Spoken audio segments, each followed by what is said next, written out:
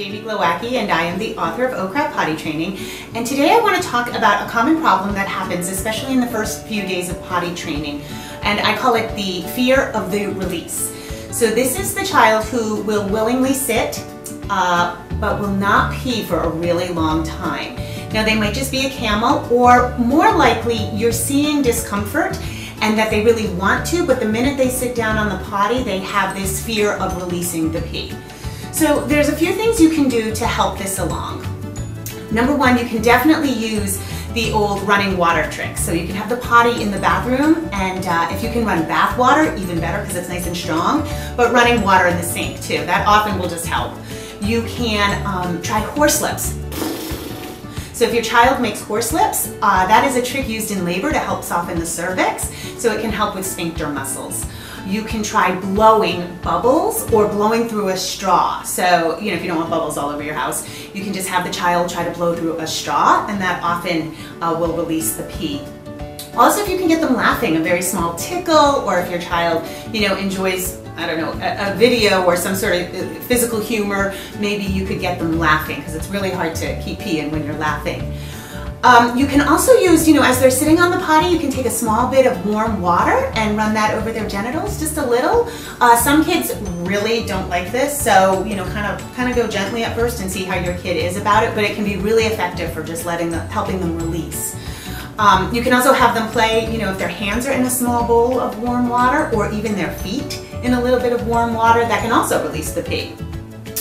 The thing that happens though when a child starts holding their pee and having this fear of the release is that it sort of builds on itself. So the longer they go, the more the pressure builds up. In my book, I relate it to, have you ever been on a road trip and you have to pee so bad, and you wait for a rest stop, and you finally get to the rest stop and you run in, and then you have to kind of talk the pee out of yourself because it just won't come naturally because this pressure builds up, so you actually have to kind of consciously release it. So that can happen with a child. So if they start really holding it for a long time, the whole key is in how can we get them to release more often. Not only to acclimate to the feeling and kind of work through that fear, but also so there's not so much pressure built up so that it doesn't feel quite so uncomfortable. So one thing that you can do a lot of times, because I'm really against over prompting. You don't want to be, hey, do you have to go? Hey, let's try the potty. So parents can start getting anxious and over prompting when a child is holding their pee for a long time.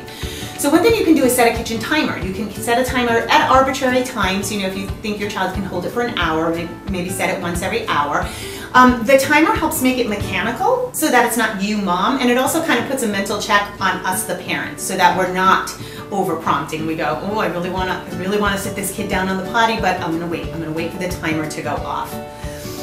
The other thing about the timer is that it can make it, just make it more routine for the child. So you want to address fear of release as a family problem, not putting it just on your kid's shoulders, like, oh, just let the pee go. You don't want to get aggravated, and you want to make it fun and lighthearted so that the child can feel relaxed and release the pee.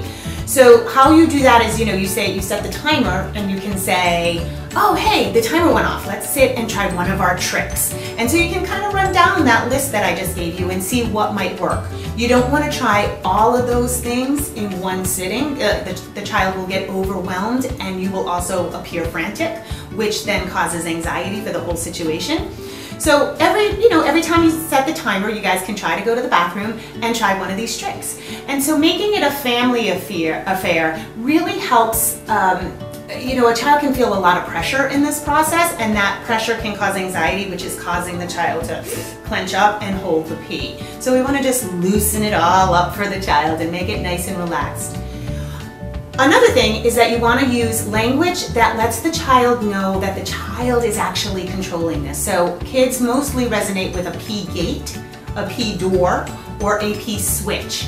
So if you can incorporate that in your language, like, hey, let's sit down and see if we can get your pee gate open. Let's see if you can open your pee gate. You want to constantly be using language that sort of reflects that this is well within the child's control. This isn't something happening to them, it's happening, they're helping it happen. And that goes a long way in helping the child release the pee. So those are your basic solutions for fear of the release. As always, if you're really struggling, just go to our website and we have experts lined up to help you. And you can join our Facebook page, and if you haven't bought my book, please do so. Oh Crap Potty Training, available on Amazon and bookstores everywhere. Okay guys, thanks. Have a great day.